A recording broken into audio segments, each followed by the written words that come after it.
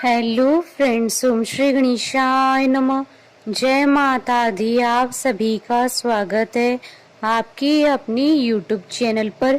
आप सभी को नवरात्रि की हार्दिक शुभकामनाएं। आज हम नवरात्रि के दूसरे दिन पर दुर्गा सप्तशती के दूसरे व तीसरे अध्याय को प्रस्तुत कर रहे हैं। फ्रेंड्स, वीडियो शुरू करने से पहले आपसे रिक्वेस्ट है, अगर आप हमारे चैनल पर नए हैं और आपने अभी तक चैनल को सब्सक्राइब नहीं किया है तो प्लीज सब्सक्राइब कीजिएगा चैनल को, साथ ही प्रेस कीजिएगा बेल आइकन को, जिससे नए वीडियो से रिलेटेड नोटिफिकेशन आपको तुरंत प्राप्त हो सके। और वीडियो पसंद आने पर वीडियो को लाइक और शेयर जरूर कीजिएगा, ताकि सभी भक्तों को इस वीडियो का लाभ प्राप्त हो सके। और कमेंट बॉक्स में जय माता दी जरूर लिखिएगा। या देवी सर्वभूतेषु शक्तिरूपेण संस्थिता नमस्तस्यै नमस्तस्यै नमस्तस्यै नमो नमः। दूसरा अध्याय प्रारंभ। देवताओं के तेज से देवी का प्रादुर्भाव और महिषासुर की सेना का वध। महर्षि मेधा बोले, प्राचीन काल में देवताओं और असुरों में पूरे 100 वर्षों तक घोर युद्ध हुआ था और देवराज इंद्र देवताओं के नायक थे। इस युद्ध में देवताओं की सेना परास्त हो गई थी और इस प्रकार संपूर्ण देवताओं को जीत महिषासुर इंद्र बन बैठा था।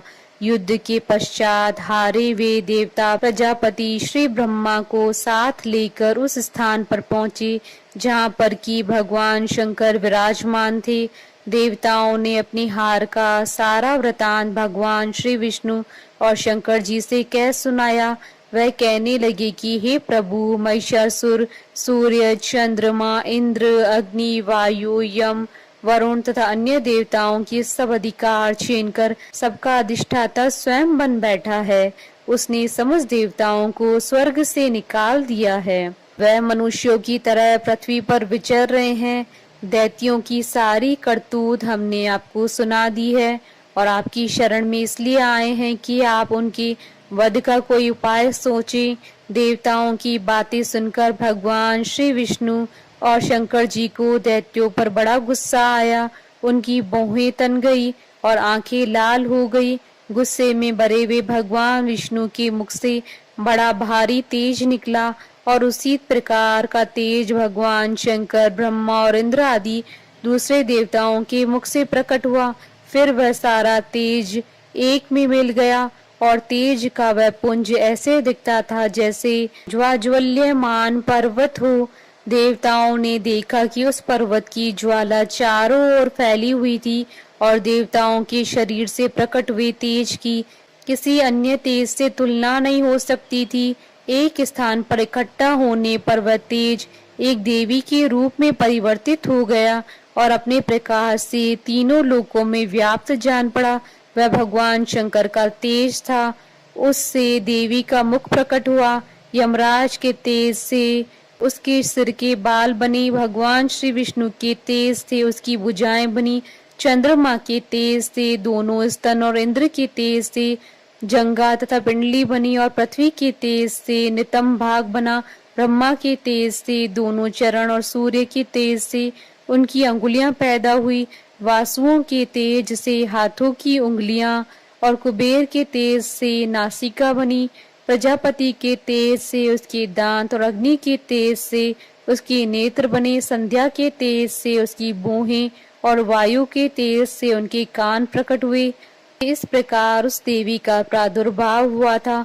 महिषासुर से पराजित देवता उस देवी को देखकर अत्यंत प्रसन्न हुए। भगवान शंकर ने अपने त्रिशूल में से एक त्रिशूल निकालकर उस देवी को दे दिया और भगवान विष्णु ने अपने चक्र में से एक चक्र निकालकर उस देवी को दे दिया। वरुण ने देवी को शंख भेंट किया। अग्नि ने इसे शक्ति दी। वायु ने उसे धनुष और बाण दिए।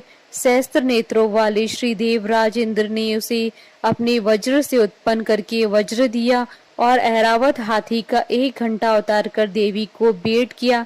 यमराज ने उसे काल दंड में से एक दंड दिया। वरुण ने उसे पाश दिया। प्रजापति ने उस देवी को स्फटिक की माला दी और ब्रह्मा जी ने उसे कमंडल दिया। सूर्य ने देवी के समस्त रोमों में अपनी किरणों का तेज भर दिया। काल ने उसे चमकती हुई ढाल और तलवार दी और उज्जवल हार और दिव्य वस्त्रों से भेंट किए। इनके साथ ही उसने दिव्य चूड़ामणि भी दी, 2 कुंडल, कंकण, उज्जवल अर्धचंद्र, बाहों के लिए बाजूबंद, चरणों के लिए नुपुर, गले के लिए सुंदर हंसली और अंगुलियों के लिए रत्नों की बनी हुई अंगूठियां उसे दी। विश्वकर्मा ने उनको फरसा दिया और उसके साथ ही कई प्रकार के अस्त्र और अभेद कवच दिए और इसके अतिरिक्त उसने कभी न कुलमाने वाले सुंदर कमलों की मालाएं भेंट की। समुद्र ने सुंदर कमल का फूल भेंट किया।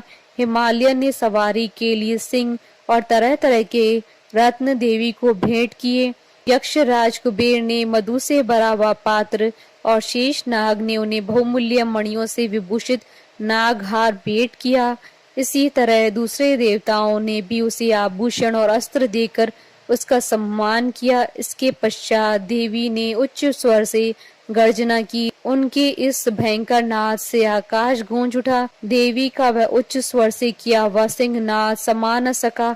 आकाश उनके सामने छोटा प्रतीत होने लगा। उससे बड़े जोर की प्रतिध्वनि हुई जिससे समस्त विश्व में हलचल मच गई और समुद्र कांप उठे, पृथ्वी डोलने लगी और सबके सब पर्वत हिलने लगे। देवताओं ने उस समय प्रसन्न हो सिंहवाहिनी जगतमयी देवी से कहा, देवी तुम्हारी जय हो।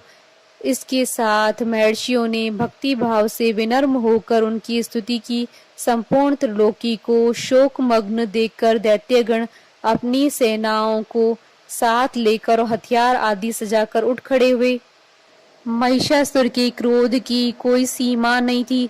उसने क्रोध में भरकर कहा, यह सब क्या उत्पात है। फिर वह अपनी सेना के साथ उस ओर दौड़ा जिस ओर से भयंकर नाद का शब्द सुनाई दिया था और आगे पहुंचकर उसने देवी को देखा जो कि अपनी प्रभा से तीनों लोकों को प्रकाशित कर रही थी।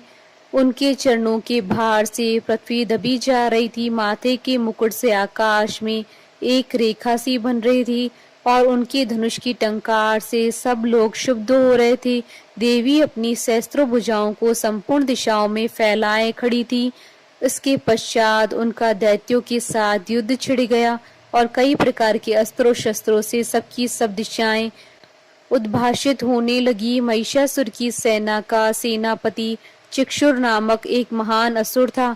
वह आगे बढ़कर देवी के साथ युद्ध करने लगा और दूसरे दैत्यों की चतुरंगणी सेना साथ लेकर चामर भी लड़ने लगा और 60,000 महारथियों को साथ लेकर उदग्र नामक महादैत्य आकर युद्ध करने लगा और महाहनु नामक असुर 1 करोड़ रथियों को लेकर, असीलोमा नामक असुर 5 करोड़ सैनिकों को साथ लेकर युद्ध करने लगा। वाशकल नामक असुर 8 लाख असुरों के साथ युद्ध में आ डटा। विडाल नामक असुर 1 करोड़ रथियों से लड़ने को तैयार था। इन सबके अतिरिक्त भी हजारों असुर हाथी और घोड़े साथ लेकर लड़ने लगे और इन सबके पश्चात महिषासुर करोड़ों रथों, हाथियों और घोड़ों सहित वहां आकर देवी के साथ लड़ने लगा। सभी असुर तोमर, बिंदीपाल, शक्ति, मूसल, खड़कों, फरसों, पट्टियों के साथ रणभूमि में देवी के साथ युद्ध करने लगे। कई शक्तियां फेंकने लगे और कोई अन्य शस्त्र आदि। इसके पश्चात सबके सब दैत्य अपनी अपनी तलवारें हाथों में लेकर देवी की ओर दौड़े और उन्हें मार डालने का उद्योग करने लगे। मगर देवी ने क्रोध में भरकर खेल ही खेल में उनके सब अस्त्रों शस्त्रों को काट दिया। इसके पश्चात ऋषियों और देवताओं ने देवी की स्तुति आरंभ कर दी। वह प्रसन्न होकर असुरों के शरीरों पर अस्त्र शस्त्रों की वर्षा करती रहीं। देवी का वाहन भी क्रोध में भरकर दैत्य सेना में इस प्रकार विचरने लगा जैसे कि वन में दावा अनल फैल रहा हो। युद्ध करती हुई देवी ने क्रोध में भर जितने श्वासों को छोड़ा वह तुरंत ही सैकड़ों हजारों गणों के रूप में परिवर्तित हो गए।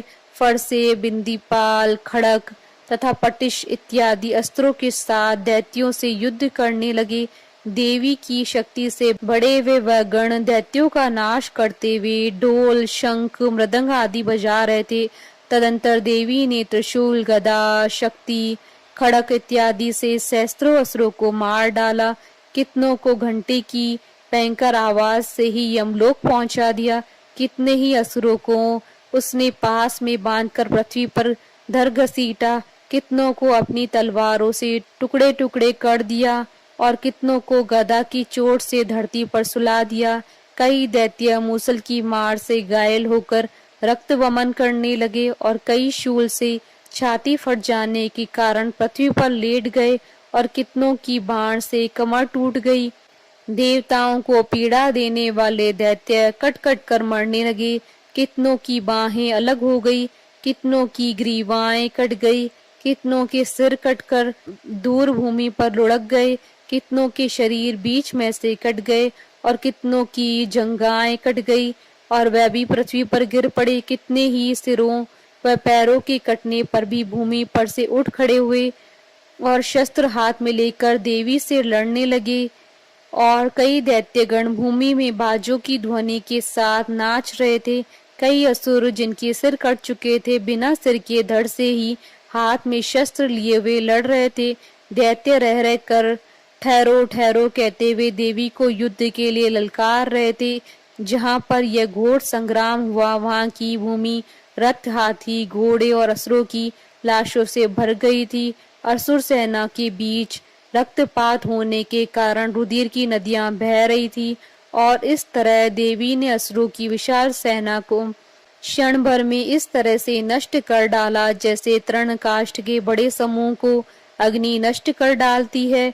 और देवी का सिंह भी गर्दन के बालों को हिलाता हुआ बड़ा शब्द करता हुआ असुरों के शरीरों से मानो उनके प्राणों को ढूंढ रहा था। वहां देवी के गणों ने जब दैत्यों के साथ युद्ध किया तो देवताओं ने प्रसन्न होकर आकाश से उन पर पुष्प वर्षा की। इति श्री दुर्गा सप्तशती द्वितीय अध्याय संपूर्ण। तीसरा अध्याय प्रारंभ। सेनापतियों सहित महिषासुर का वध। महर्षि मेधा ने कहा, महिषासुर की सेना नष्ट होती हुई देखकर उस सेना का सेनापति चिक्षुर क्रोध में भर देवी के साथ युद्ध करने के लिए आगे बढ़ा। वह देवी पर इस प्रकार बाणों की वर्षा करने लगा मानो सुमेरु पर्वत पानी की धार बरसा रहा हो। इस प्रकार देवी ने अपने बाणों से उसके बाणों को काट डाला तथा उसके घोड़ों व सारथी को मार दिया। साथ ही उसके धनुष और उसकी अत्यंत ऊंची ध्वजा को भी काटकर नीचे गिरा दिया।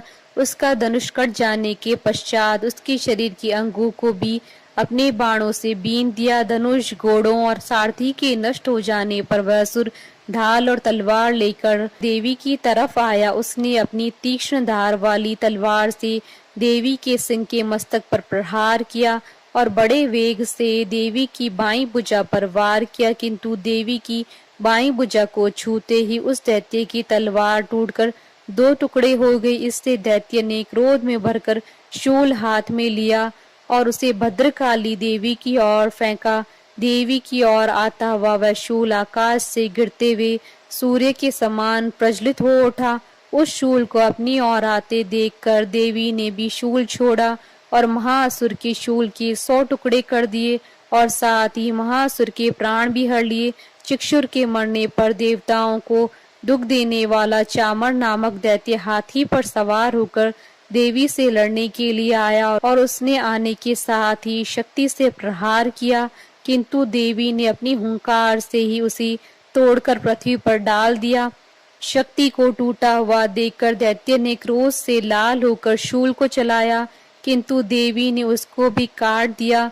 इतने में ही देवी का सिंह उछलकर हाथी के मस्तक पर सवार हो गया और दैत्य के साथ बहुत ही तीव्र युद्ध करने लगा। फिर वह दोनों लड़ते हुए हाथी पर से पृथ्वी पर आ गिरे और दोनों बड़े क्रोध से लड़ने लगे।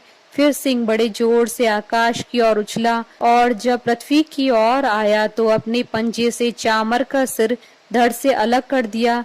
क्रोध से भरी हुई देवी ने शिला और वृक्ष आदि की चोटों से उदग्र को भी मार दिया। कराल को दांतों, मुक्कों और थप्पड़ों से चूर्ण कर डाला। क्रुद्ध हुई देवी ने गदा के प्रहार से उद्यत दैत्य को मार गिराया। बिंदी पाल से वाष्पकल को, बाणों से ताम्र तथा अंधक को मौत के घाट पर उतार दिया। तीनों नेत्रों वाली परमेश्वरी ने त्रिशूल से उग्रास्य, उग्रवीर्य और महाहनु नामक राक्षसों को मार गिराया। उसने अपनी तलवार से ही विडाल नामक दैत्य का सिर काट डाला तथा अपने बाणों से दुर्धर और दुर्मुख राक्षसों को यमलोक को पहुंचा दिया। इस प्रकार जब महिषासुर ने देखा कि देवी ने मेरी सेना को नष्ट कर दिया है, तो वह भैंसे का रूप धारण कर देवी के गणों को दुख देने लगा। उन गणों में कितनों को तो उसने मुख के प्रहार से, कितनों को खुरों से, कितनों को पूंछ से, कितनों को सींगों से, बहुतों को दौड़ाने के वेग से, अनेकों को सिंहनाद से, कितनों को चक्र देकर, कितनों को श्वास वायु के झोंकों से पृथ्वी पर गिरा दिया। वह दैत्य इस प्रकार गणों की सेना को गिरा देवी के सिंह को मारने के लिए दौड़ा। इस पर देवी को बड़ा गुस्सा आया। उधर दैत्य भी क्रोध में भरकर धरती को खुरों से खोदने लगा तथा सींगों से पर्वतों को उखाड़ उखाड़ कर धरती पर फेंकने लगा और मुख से शब्द करने लगा। महिषासुर के वेग से चक्कर देने के कारण पृथ्वी शुद्ध होकर फटने लगी। उसकी पूंछ से टकराकर समुद्र चारों ओर फैलने लगा।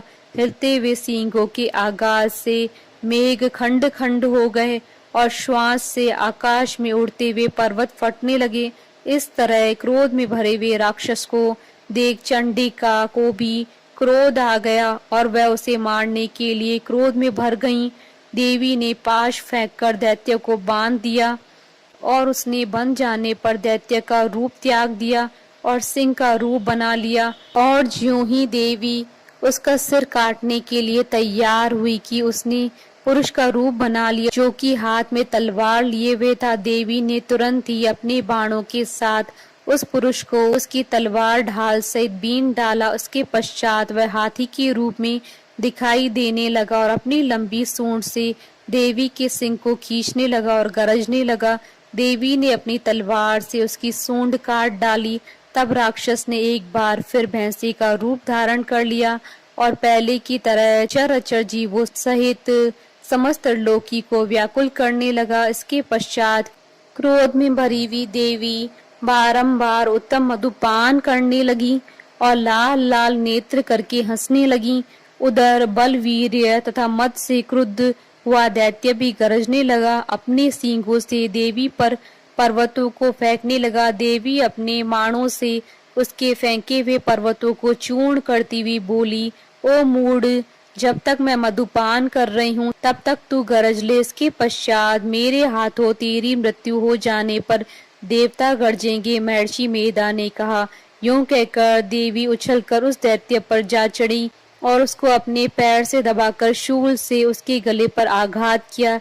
देवी के पैर से दबने पर भी दैत्य अपने दूसरे रूप से अपने मुख से बाहर होने लगा। अभी वह आधा ही बाहर निकला था कि देवी ने अपने प्रभाव से उसे रोक दिया। जब वह आधा निकला हुआ ही दैत्य युद्ध करने लगा तो देवी ने अपनी तलवार से उसका सिर काट दिया। इसके पश्चात सारी राक्षस सेना हाहाकार करती हुई वहां से भाग खड़ी हुई और सब देवता अत्यंत प्रसन्न हुए तथा ऋषियों महर्षियों सहित देवी की स्तुति करने लगे। गंधर्वराज गान करने लगे तथा अप्सराएं नृत्य करने लगी। इति श्री दुर्गा सप्तशती तृतीय अध्याय संपूर्ण। जयकारा माँ माइदा बोलिए सच्चे दरबार की जय। हमारे साथ इस वीडियो में अंत तक बने रहने के लिए आपका धन्यवाद। ओम श्री गणेशाय नमः। जय माता दी।